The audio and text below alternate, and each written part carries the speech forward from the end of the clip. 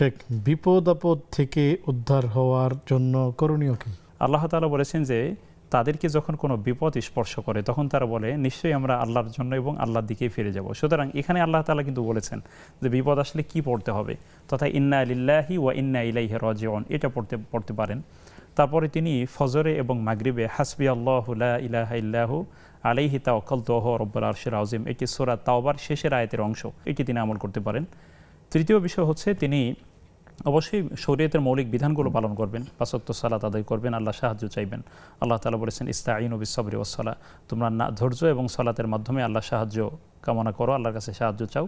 চতুর্থ বিষয় হচ্ছে তিনি দোয়া ইউনুস পড়তে পারেন, লা ইলাহা ইল্লা আনতা সুবহানাকা ইন্নী কুনতু মিনাজ জালিমিন, কারণ আল্লাহ তাআলা বললেন ফাস্তাজাবনা লাহু ওয়া নাজ্জাইনাহু মিনাল গাম ওয়া কাযালিকা নুনজিল মুমিনিন, তাহলে আল্লাহ তাআলা নাজাত দিবেন ইনশাআল্লাহ তাআলা।